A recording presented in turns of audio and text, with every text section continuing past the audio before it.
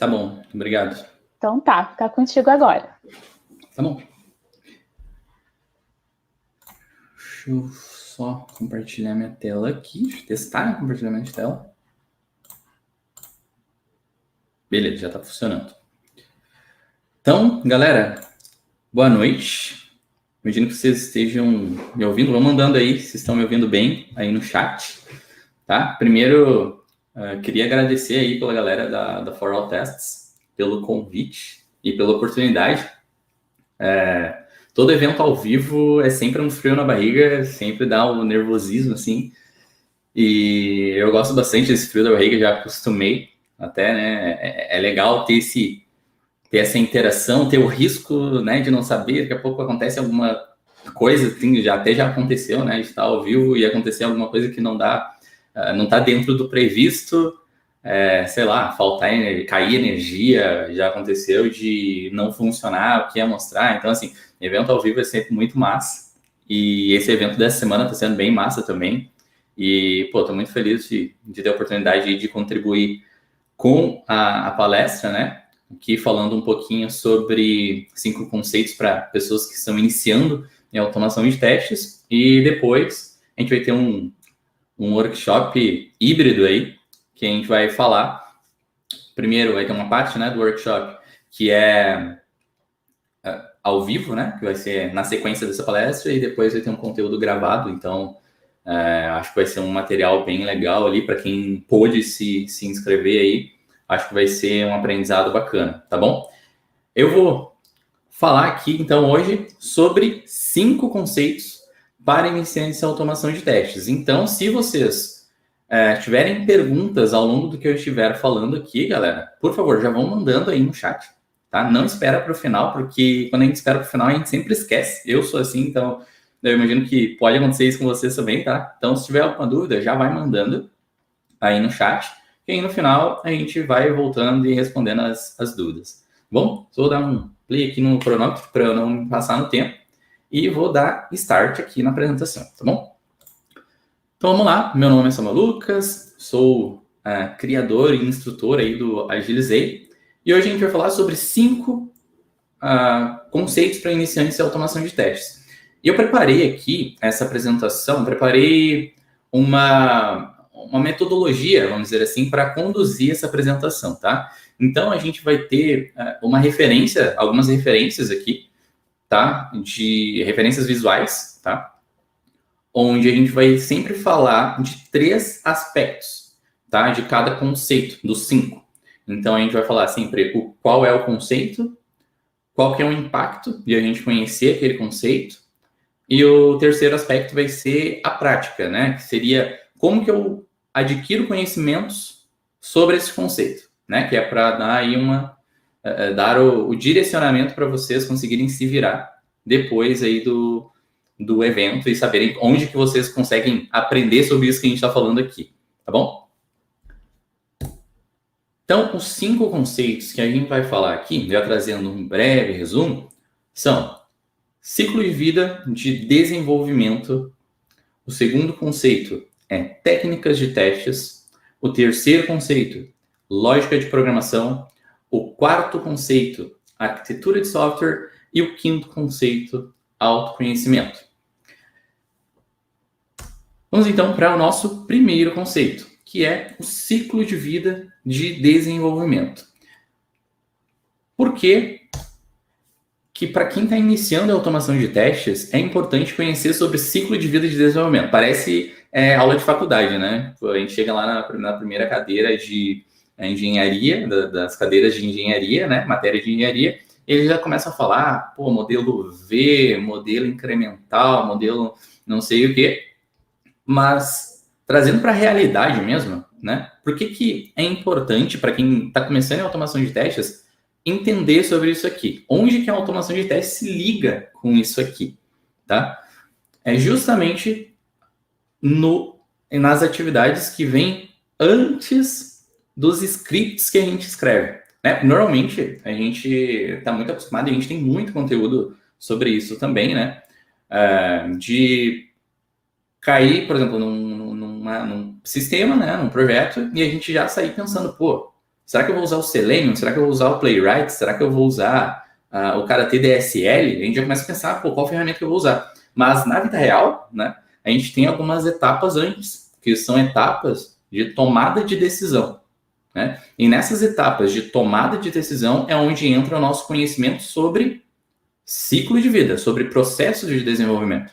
Então, por exemplo, se eu estou trabalhando em um projeto que ele tem um processo de desenvolvimento desenvolvido ali por etapas, né? Vamos dizer aí como no modelo V, ou no modelo cascata, ou no modelo tradicional, a gente vai pensar a nossa estratégia de testes e a nossa estratégia de priorização de testes para serem automatizados de uma forma totalmente diferente que a gente pensaria se fosse um projeto pensando em modelos ágeis, modelos iterativos de desenvolvimento, certo? Por isso que é importante que quem está iniciando na área de automação de testes, claro, é importante que a gente coloque a mão na massa o quanto antes, né? Eu gosto de aprender as coisas colocando a mão na massa, mas quando a gente cai na vida real mesmo, no projeto real, é importante que a gente saiba que conhecer sobre o processo de desenvolvimento, e aqui eu ilustrei isso como ciclo de vida, tá? É importante para tomadas de decisão. E isso vem muito antes da escolha da ferramenta e mais ainda da implementação de fato dos nossos scripts de teste, tá bom? E onde que eu adquiro esses conhecimentos? Coloquei aqui duas fontes para vocês. Uma é uma fonte que eu consumia bastante na época de faculdade. Então, opa, peraí que eu perdi meu timer aqui. Uma que eu consumia bastante na época da faculdage, que é o livro do Somerville, Engenharia de Software, tá? Então, ali tem, assim, desde modelo OML até, sei lá, definição de requisitos, modelos tradicionais, todos os ciclos de vida, modelo V. É claro que você talvez não vai precisar pegar o livro Engenharia de Software, né, e ler ele de ponta a ponta, né? Você pode pegar algumas etapas e ter ele como uma fonte de consulta para você complementar os seus conhecimentos, tá? E o outro livro que eu coloquei aqui é um que eu ainda consulto, eu uso ele dessa forma, né, como uma fonte de consulta, que é o livro Agile Testing, que é basicamente um livro que expande aí, vai te ajudar a expandir os seus conhecimentos, principalmente sobre processos de projetos ágeis, né? E como os nossos testes podem ser posicionados, né? E quais tipos de testes, quais estratégias de testes a gente pode adotar.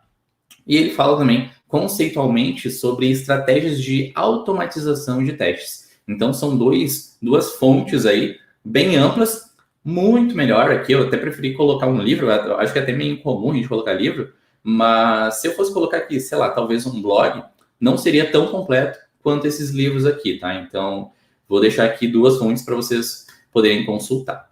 Beleza? Então, vamos para nossa segunda fonte. Para nossa segunda fonte, não. Nosso segundo conceito, que é técnicas de testes, galera. E aqui, por que é importante a gente conhecer sobre técnicas de testes?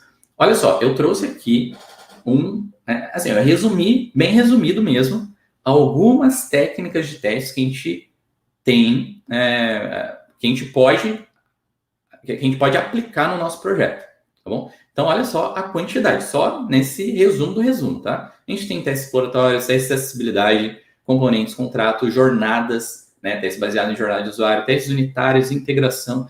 E isso aqui é uma lista bem extensa, galera. E por que é importante, para quem está iniciando a automação de testes, conhecer sobre técnicas de teste? Porque, novamente, né? No processo de decisão do que a gente vai fazer, né, e de como a gente vai garantir a qualidade do nosso software e como a gente vai melhorar o nosso processo através de automatização, a gente precisa entender primeiro qual técnica que a gente está aplicando no nosso projeto. Então, por exemplo, se eu tenho um projeto que sei lá, um projeto com um sistema desenvolvido com tecnologias web modernas, normalmente a gente tem ali uma estrutura de componentes, né? Pensando para a web, a gente tem uma estrutura de componentes, a gente tem estruturas de interface. Então, a gente vai ter uma estratégia. E essa estratégia vai ser bem diferente da estratégia que a gente usaria, por exemplo, para um sistema que seja uma API REST. né? Onde a gente vai ter ali, talvez, algumas técnicas de teste de contrato, algumas técnicas de monitoramento, algumas técnicas de testes de integração, e entender sobre essas técnicas é o que vai, de fato, nos ajudar a entender. Bom, essa técnica de teste aqui vai me ajudar a resolver este problema, por isso eu vou usar, né, vou pesquisar a ferramenta XYZ, certo? Então, esse é o impacto, né? A gente sempre vai falar conceito, impacto e prática, de por que a gente precisa conhecer técnicas de teste, galera, que é justamente para ganhar tempo no nosso processo de decisão. Por quê? Se a gente escolher a ferramenta antes de escolher a técnica que a gente vai implementar, a gente corre um sério risco de ter um desperdício ali dos testes que a gente iria implementar, tá bom? Então, é muito importante a gente conhecer aí sobre técnicas de teste para ter uma melhor tomada de decisão. E aqui eu coloquei duas fontes aí. Uma primeira que eu coloquei é o ISTQB ou BSTQB, esse aqui já tem a documentação em português, tá? Que é basicamente um material ali que a gente utiliza para tirar a certificação de testes. Não precisa se preocupar em tirar de fato a certificação, mas sim nos conhecimentos que a gente tem ali, principalmente questão de técnicas de teste. E aqui coloquei uma das pessoas que mais compartilha, talvez a que mais compartilha conteúdos aí sobre testes no Brasil, a pessoa que eu acompanho, que é o Júlio de Limas, e ele tem inclusive uma formação sobre isso, né, que é o Programa de Qualidade de Testes de Software. Então, coloquei aqui duas referências aí, são duas referências que eu acompanho, que me ajudam no teste, e sobre testes em geral, né, e que eu acredito que podem ajudar vocês também. Vamos lá para nosso, então, terceiro conceito sobre testes, né? Terceiro conceito para iniciantes em automação de testes. E o terceiro conceito é lógica de programação. Por que é importante saber lógica de programação, galera? Novamente, antes de a gente partir, né, para a implementação de fato, para mão na massa, para criar ali os nossos scripts, a gente precisa, de certa forma, entender minimamente o que está acontecendo a nível de código. Precisa entender isso para conseguir fazer um teste funcionar? Não. Normalmente, por exemplo, se a gente pegar um tutorial e seguir aquele tutorial exatamente como está ali descrito, a gente vai conseguir desenvolver e ver tudo executando certinho. Mas o que pega aqui, né, a importância de entender um pouco sobre lógica, é justamente quando a gente tem um problema. Quando, sei lá, fui fazer uma importação de uma classe ou de um módulo e ele não funcionou, ou quando eu fui criar um método ali no meio e não funcionou, quando eu fui passar uma variável para outra, fui fazer alguma atribuição, alguma tipagem e não funcionou, é nesse momento que a gente vai sentir falta e que faz diferença entender sobre lógica de programação. E até aqui eu preferi abstrair linguagem de programação, porque normalmente a gente tendo uma base bem sólida ali em lógica, a gente consegue transportar esses conhecimentos entre as diferentes linguagens. Então, claro, tem a questão sintática, né, que normalmente a gente tem ali uma certa curva de aprendizado, mas muito do que a gente já conhece ali de lógica de programação se reaproveita entre uma linguagem e outra. Bom, então, por isso que é muito importante a gente conhecer aí sobre lógica de programação, e esse é o terceiro conceito para iniciantes em automação de testes.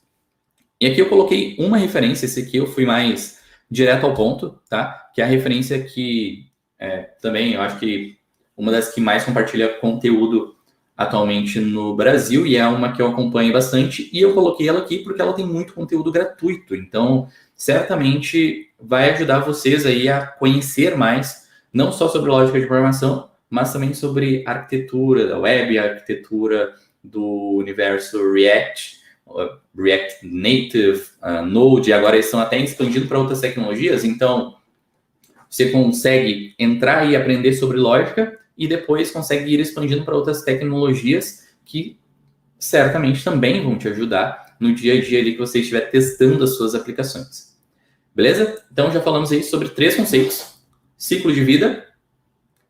O segundo conceito, técnicas de teste. E o terceiro conceito, lógica de programação. Beleza? Vamos para o nosso quarto conceito, que é arquitetura de software. E aqui, galera, olha só, até é interessante, depois no final eu vou explicar até um pouquinho melhor, vocês vão entender um pouco da analogia por trás desses 5 conceitos, que aqui a gente ainda não falou sobre ferramentas, né? A gente nem falou aqui sobre ferramentas. Poderia chegar aqui e dizer, 5 conceitos para vocês, para iniciantes de automação de testes. Selenium, REST Assured, Cypress e Playwright. E um quinto, Karate DSL. Poderia. Mas, na minha experiência, né, e nas várias vezes que eu, entre aspas, né, quebrei a cara tentando aprender sobre automação de testes, eu entendi que tem muita coisa que vem antes das ferramentas. E é isso que eu estou tentando passar aqui para vocês dentro dessa palestra. Então, bora lá. Quarto conceito para iniciantes de automação de testes é arquitetura de software. E por que isso é importante, galera? Porque assim como a gente falou ali lá no início sobre ciclo de vida e sobre técnicas de teste, cada tipo de aplicação vai ter a sua peculiaridade de arquitetura. E antes de automatizar qualquer coisa, e até enquanto a gente está testando ali, a gente precisa entender qual é a arquitetura que compõe aquela aplicação e como a gente vai testar, como a gente vai garantir, né, cada parte dessa arquitetura. Então, por exemplo, para projetos web, a gente vai ter alguns pontos-chave, alguns conceitos-chave da arquitetura web, como o DOM, o HTML, né, o CSS, seletores, saber sobre comunicação XHR, saber sobre os storages, o que é não totalmente diferente, né, mas que a gente tem conceitos ali complementares quando a gente for trabalhar, por exemplo, com mobile, né, onde a gente vai ter que entender, qual a peculiaridade que eu tenho quando eu estou trabalhando com um iOS, um sistema operacional iOS, e qual a peculiaridade que eu tenho quando eu estou trabalhando com o Android, né? Fragmentação, né? Principalmente no Android, que são as N fabricantes, as N versões de Android que a gente tem, tudo isso cria diferentes contextos para rodar a nossa aplicação, né? E isso que a gente chama aí de fragmentação. Então, a gente tem toda a parte de gestos, as APIs nativas, entender sobre nativo e híbrido.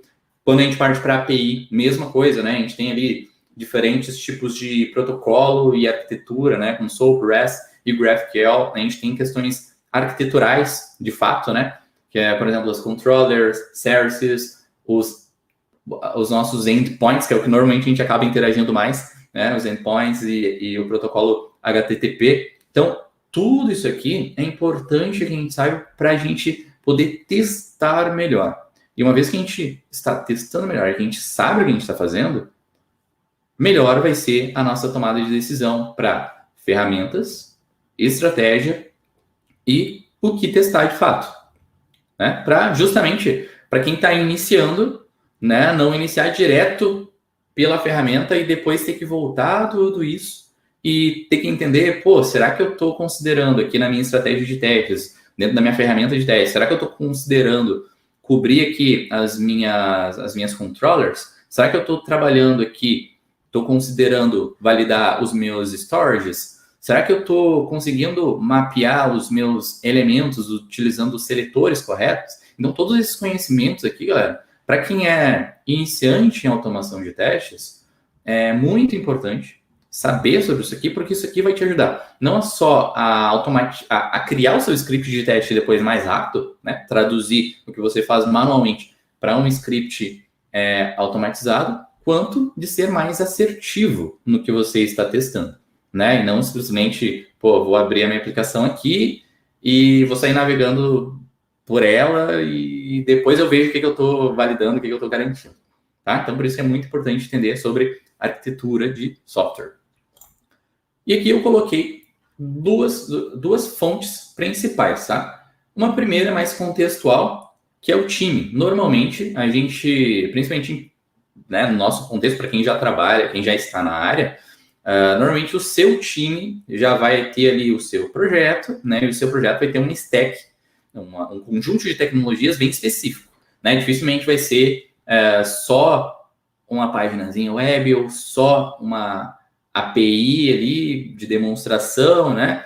Normalmente é algo mais amplo. E por isso que é importante a gente ter o suporte do nosso time, de pessoas do time, pode ser o QA, pode ser um dev, pode ser uma documentação, que te ajude a entender aquelas tecnologias, que te ajude a entender, pô, essa aplicação, esse aplicativo que eu estou trabalhando aqui, ele é nativo ou ele é híbrido? Quais tecnologias que eu uso? Quais APIs internas do meu dispositivo a gente está usando? Entender no bit, né?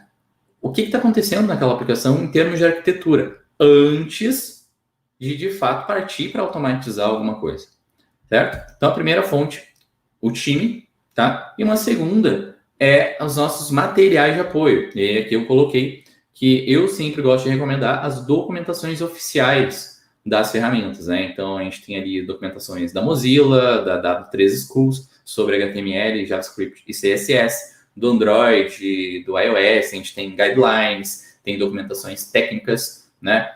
Aqui eu coloquei só do GraphQL, né? Mas a gente tem documentação técnica também dos protocolos HTTP, REST, SOAP, inúmeros artigos, né? Tudo isso para ajudar a compor o conhecimento de vocês em arquitetura de software. Beleza?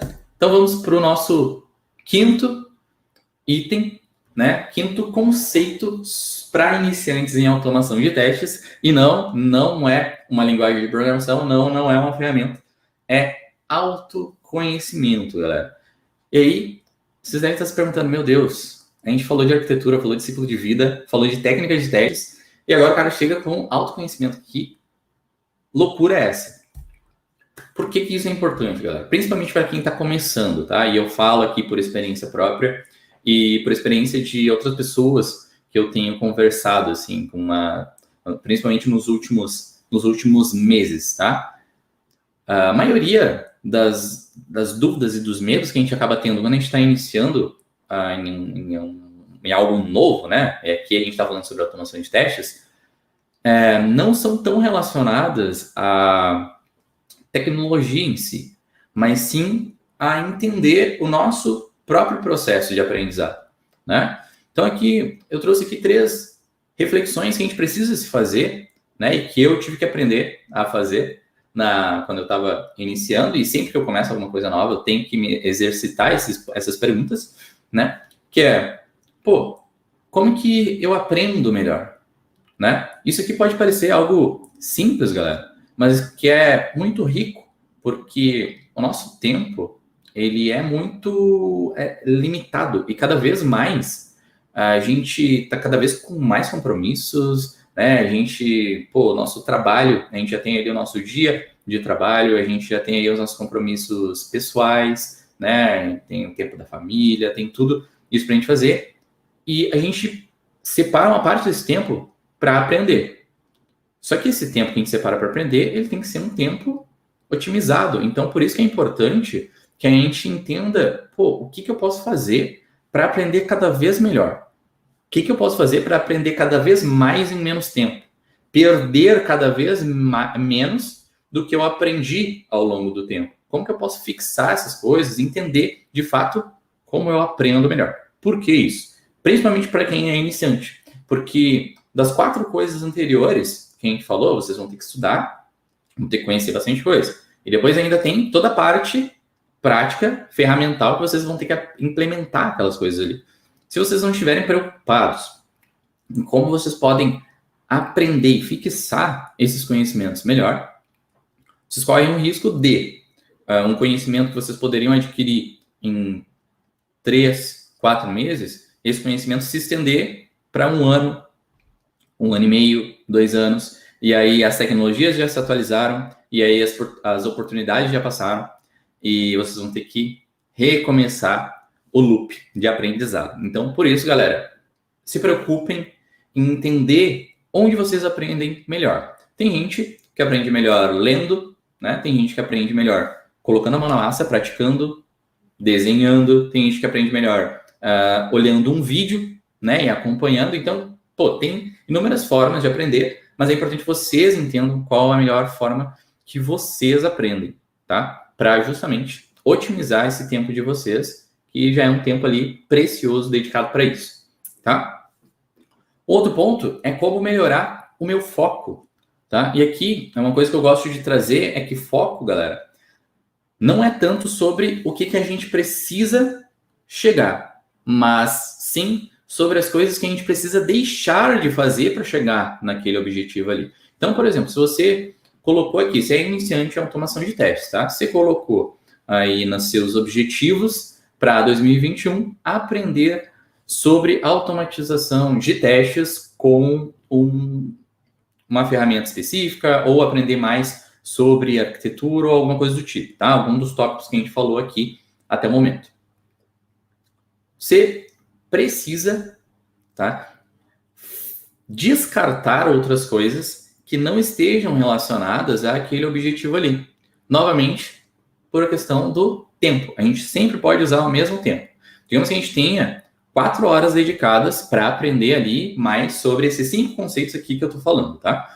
Se você, dentro dessas 4 horas, colocar somente ali o tema que você quer chegar, só o tema relacionado ao seu objetivo, você vai ter 4 horas dedicadas. Cada tema que não tenha relação com aquilo dali, que entrar dentro dessas suas 4 horas, já vai diminuir o tempo que você tem para investir estudando para o seu objetivo.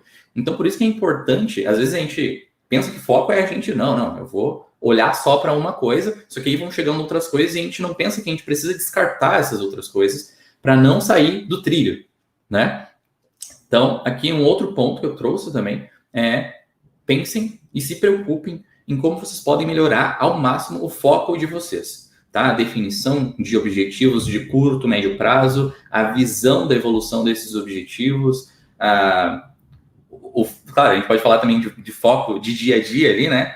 Pô, como que eu não vou ficar me distraindo, estou estudando, não vou ficar mexendo aqui no Spotify, no Instagram e tal, né? Mas isso é algo pequeno, tá? Mais importante é a gente pensar em foco para objetivos, para chegar em um determinado ponto, em um determinado tempo, beleza? E aqui, terceiro, né, e último do nosso quinto conceito, que é como ser menos ansioso. Sim, galera, não pensem que vocês vão dominar a automação de testes em, sei lá, em uma semana, tá? Ou em um dia, vão ler um artigo e já vão sair dominando a automação de testes. Não, na verdade, esse é um estudo que a gente tem várias técnicas e várias abordagens que a gente pode utilizar para acelerar, mas o mais importante é que vocês continuem e entendam como se manter atualizados dentro dessa área, tá? Porque todo ano, praticamente, sai uma nova ferramenta para DevOps, uma nova ferramenta para testes, uma nova ferramenta para automação de testes. E se a gente não entender como trabalhar nossa ansiedade, a gente vai acabar perdendo o nosso foco, sempre saltando de galho em galho, nunca vai solidificar nada, né? E a gente nunca vai conseguir dominar alguma coisa para transportar esses conhecimentos quando for necessário, tá? E principalmente para quem está começando em automação de testes, né? Às vezes a gente fica muito ansioso pensando, pô, eu quero dominar isso aqui em uma semana, meu Deus, o que vai acontecer comigo se eu não dominar isso aqui? Na verdade, não. Isso aqui é um estudo que a gente precisa, né, ter a paciência e ir acompanhando com o tempo a nossa evolução, claro, né, sempre com foco, para não sofrer com a nossa ansiedade de aprendizado. Beleza? Então aqui eu trouxe também, até esqueci de pular aqui, mas eu trouxe aqui 3 exemplos aqui para vocês entenderem um pouquinho melhor sobre esses 3 pontos, tá? Como aprender melhor, como melhorar o foco e como ser menos ansioso. Primeiro é a pirâmide de Glasser, que fala basicamente, tá? Que preto no branco, a gente aprende melhor quando a gente ensina. Então, galera, sempre tentem compartilhar o que vocês estão aprendendo de alguma forma, nem que seja para vocês na frente do espelho. Eu já fiz isso várias vezes. Pode parecer estranho, mas às vezes a gente não tem para quem a gente explicar o que a gente está estudando. Pô, vai para frente do espelho e tenta explicar aquilo ali. Ou estudou alguma coisa?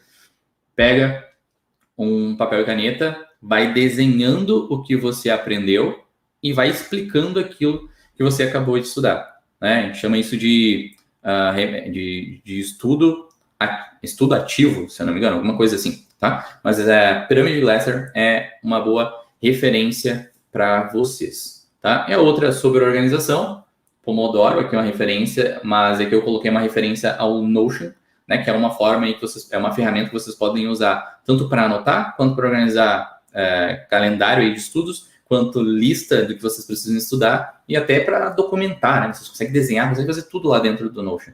E vejam o Notion aqui como uma ferramenta de anotações, tá? Então isso aqui que é importante vocês terem aí em termos de organização.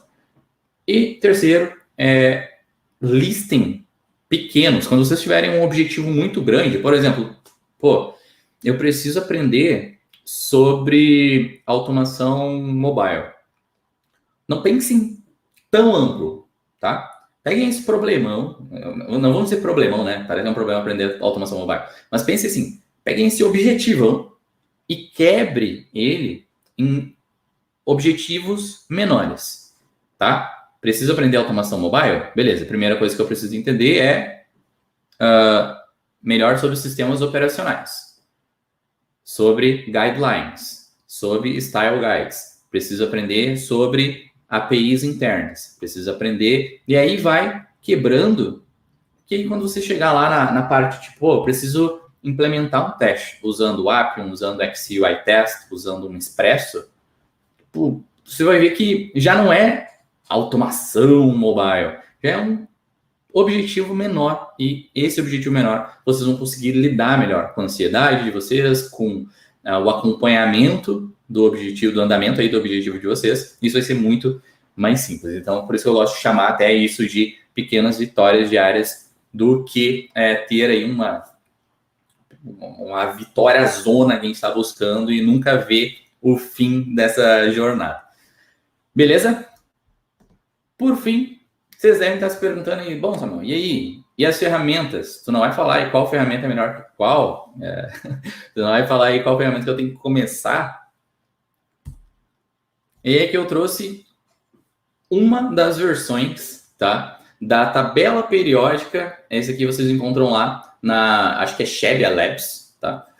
Que é uma tabela periódica de ferramentas de DevOps. Claro, coloquei ferramentas de DevOps aqui porque envolve ferramentas de teste, né?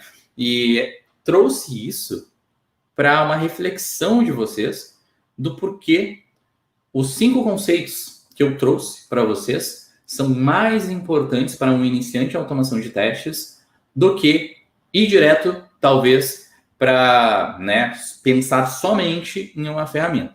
Claro que a maioria daqueles conceitos ali, a gente vai usar ferramentas para aplicar aqueles conceitos na prática, tá? Mas por que para um iniciante em automação de testes, essas ferramentas aqui não é o foco, né, da nossa palestra? Porque, de fato, a gente tem inúmeras ferramentas, galera. Quando a gente for falar de controle de versão, eu gosto bastante de usar o GitHub para mostrar, para ensinar sobre os conceitos de controle de versão. Só que é importante que um iniciante de automação de testes saiba que a gente também tem o GitLab, o Subversion, já usei também, o Bitbucket, né, o Artifactory. Questões de ferramentas de testes, né? Atualmente eu gosto de usar Cypress para ensinar sobre conceitos, né, que a gente utiliza no dia a dia de automação de testes. Mas, a gente tem inúmeras outras ferramentas, né? Tem Selenium, tem Playwright, tem inúmeras outras ferramentas que a gente pode usar. Normalmente a gente vai escolher uma delas para aplicar na prática conceitos que a gente precisa dominar sobre a automação de testes. Mas não precisa ser uma preocupação primária, porque é igual a lógica de programação, né? Entendendo os conceitos, a gente consegue transportar isso facilmente, né, entre diferentes linguagens, e o mesmo acontece com a maioria das ferramentas. Beleza? Então, galera, acho que até passei ali alguns minutinhos do meu tempo, mas o que eu tinha preparado para vocês hoje sobre os 5 conceitos aí para iniciantes em automação de testes era isso, tá bom? Eu espero que vocês tenham gostado do conteúdo. tá? Eu trouxe aqui bastante sobre coisas que eu, lá entre 2014 e 2017, que eu não trabalhava com automação de testes, tá? Que eu tive que aprender muita coisa. Peguei ali tudo que eu tive que aprender naquela época até conseguir, de fato, me virar com automação de testes, tá? E eu espero aí que tenha sido útil para vocês.